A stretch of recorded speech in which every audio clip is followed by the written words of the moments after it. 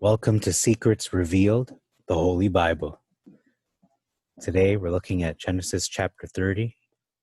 There are 43 verses, beginning in verse 8. The first difference that we notice here, Rachel said, God has helped me, and I contended with my sister and prevailed. And she called his name Naphtali. It says here in the Masoretic, with great wrestlings have I wrestled with my sister, and I have prevailed. So the difference here is, she says, Elohim has helped me, and she contended with her sister. Here it doesn't say that Elohim helped her. That's interesting to notice. She didn't give God the glory in the Masoretic, but in the Septuagint she does. That is noteworthy. Verse 11, Leah said, it is happily, and she called his name Gad. Masoretic, a troop comes. Okay, so happily or a troop comes. Septuagint says happily. Verse 13, I am blessed. I am blessed versus happy am I. But as we know from the Beatitudes, those are very similar concepts, happy and blessed. 14 says Reuben went in the day of the barley harvest versus the wheat harvest. They're not the same thing, barley and wheat. And she found apples, or he found apples of mandrakes in the field versus he found mandrakes in the field. Why is this a big difference? Well, apples of mandrakes is a May apple. This is an actual fruit. A mandrake is a root of a plant and not a fruit. Verse 15, it says here, Leah is asking her sister, not enough for you that you have taken my husband? Is it not enough for you? Masoretic says, a small matter, you have taken my husband? So you can hear how she's fed up with Rachel, but here it's a little more polite, very, I'm going to say British sounding, very English, being tactful and kind of skirting around the matter, sort of playing it down. Verse 18 says here, Leah says, God has given me my reward. Okay, and because I gave my maid to my husband, she called his name Issachar, which is reward. Masoretic says, Elohim has given me my hire, and his name is Issachar, doesn't say reward, but hire instead. But those could just very well be synonyms, hire and reward.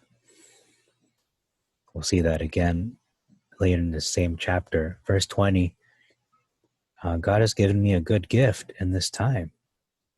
My husband will choose me. Versus Elohim has endued me with a good dowry. So similar kind of feeling. However, now will my husband dwell with me instead of choose me. It's one thing to dwell with someone, but to choose someone means a different thing altogether. Verse 27, we'll look at that next. It says here, Laban said to him, if I found grace in your sight, I would augur, for Jehovah has blessed me at your coming in. I would augur. Well, augur, I believe, means to divine, like soothsay. However, if I look into that term a little more, it'll give us more understanding. Okay, so augur means to divine, like I said, interpreting things. A prophet, to prophesy. Maybe prophesy is a better way to interpret it,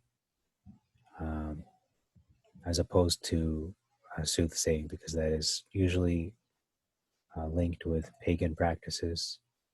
But I don't believe that's what Jacob was talking about. He's probably talking about I would prophesy well, for Jehovah's blessed me, versus what we see in the Masoretic says here, tarry, for I have learned by experience that Jehovah has blessed me for your sake. So it says here, the difference here is that he has learned by experience instead of prophesy, as well. Jehovah has blessed me at your coming in.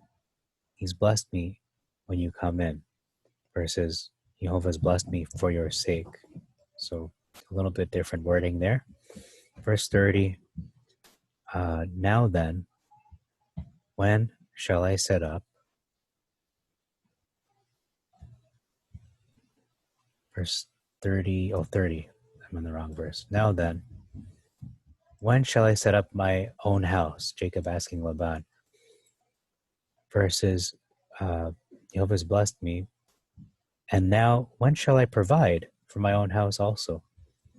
It's not that he isn't providing. When shall I set up my own household? That's what he's asking here.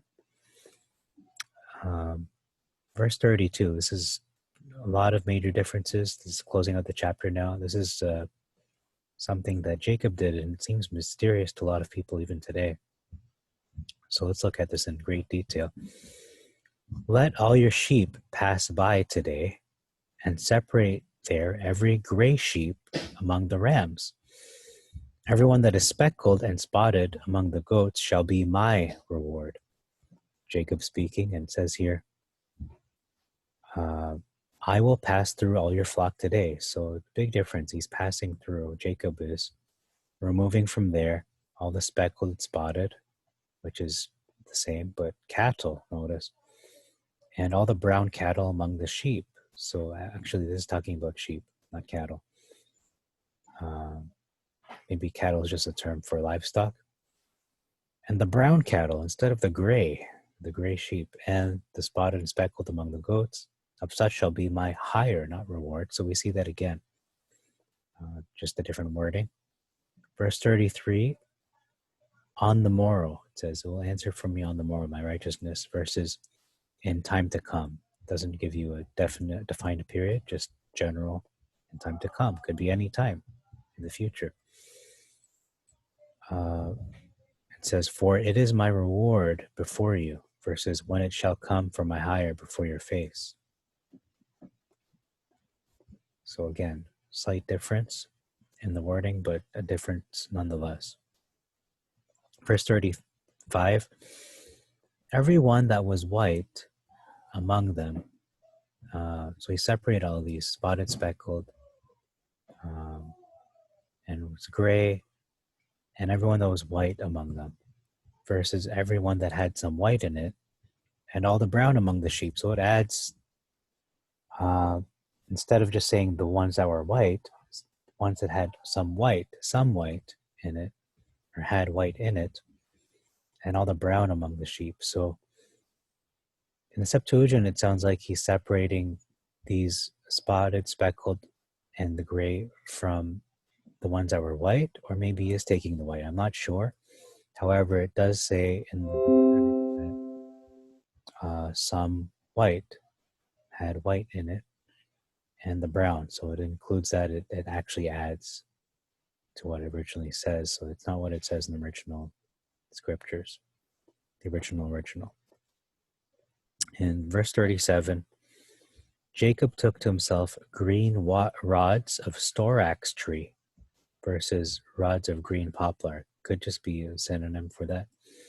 Versus and walnut and plane tree, versus hazel and chestnut tree. I'm not a botanist, so maybe they are very similar. Jacob peeled in them white stripes, and he peeled white streaks in them. Okay. He drew off the green. The white stripe which he had made appeared alternate on the rods, it says here, and made the white appear which is in the rods. Okay. 38 says, which he had peeled in the hollows of the watering troughs, versus which he had pilled before the flocks in the gutters in the watering troughs. So different wording there in terms of gutters versus watering troughs. or hollows, I should say. Gutters versus hollows. Could very well be the same thing, but just notice the difference there. And verse 39, it says, the cattle brought forth speckled and streaked and spotted and ash-colored. So notice that. 1, 2, 3. So 4 kinds. We see here in the Masoretic ring-streaked, speckled, and spotted. So they're missing ash-colored and ring-streaked, but they say streaked. But they are missing ash-colored. There are only 3 kinds instead of 4. 40, he set before the sheep a speckled ram, and every variegated one among the lambs. Let me look that up. So variegated means having discrete markings of different colors. So varied in appearance or color, so variation. And so we see here every one that has a variety of colors among the lambs. So he set before the sheep a speckled ram, and every lamb that had variety of colors, and he separated flocks for himself alone, and did not mix them with the sheep of Laban. Here it says in the Masoretic, he set the faces of the flocks toward the ring-streaked and all the brown in the flock of Laban. So similar, but I just find it interesting. It doesn't say ram. And he put his own flocks by themselves and put them not unto Laban's cattle. Before I forget, I'm going to go back, mark our spot here in 41. But it says here that he passed by. Let all your sheep pass by today. This is Jacob talking, I believe. Whereas here it says Jacob saying, I will pass through. Jacob is taking charge in the Masoretic, whereas in the Septuagint, he's more respectful to Laban, saying, let all your sheep pass through. And it sounds like he's separating them. But it sounds more from the narrative that Jacob is he's the one doing the separation, but I could be wrong. But it says right there, Jacob separated the lambs. So it seems to be explicit that he is separating them to not mix them with Laban's sheep. Verse 41 says here, and it came to pass in the time when the cattle became pregnant, conceiving in the belly, Jacob put the rods before the cattle in the troughs, so that they might conceive by the rods or near the rods. Here it says in the Masoretic, it came to pass whensoever the stronger cattle did conceive, Jacob laid the rods before the eyes of the cattle in the gutters, that they may conceive among the rods. But it doesn't say that here. It just says the cattle. It doesn't say the stronger ones. Why is that omitted? Why was this added, I should say? And then we see in verse 42, the last verse, it says here that he did not put them in indiscriminately, in brackets, whenever the cattle happened to bring forth, but the unmarked ones were Laban's and the marked ones were Jacob's. So it says here, when the cattle were feeble, he put them not in. So the feebler were Laban's and the stronger Jacob's. No, that's not what it says here. It says he did not put them in indiscriminately. So whenever the cattle happened to give birth, he didn't put them in indiscriminately. Let me try to make sense of this verse. I'm getting confused now myself. Okay, so he did put the rods in before the cattle when they gave birth. So that's what he did. That's the distinction. He didn't just put them in. He did not put them in whenever they happened to give birth, but only for the marked ones. That's what it sounds like here. He didn't put them in indiscriminately, which makes more sense. This bracket, even though it was added. So the unmarked ones were Laban's, the ones with no blemishes, and then the ones with coloring with varieties of colors were Jacob's. Here it says he put them, he didn't put the rods in when the cattle were weak. He put them in when they were stronger. But it says here the weaker were Laban's. No, it says the unmarked ones were Laban's, not the weaker. And then the stronger were Jacob's. No, the marked ones were Jacob's. So that's all I have to say for chapter 30. I thank you for your time. Shabbat Shalom. Jehovah bless you and make your way prosperous. Until next time, we will look at Genesis chapter 31. So stay tuned for that episode. This is Jack Knight signing off for Secrets Revealed, the Holy Bible. Shalom.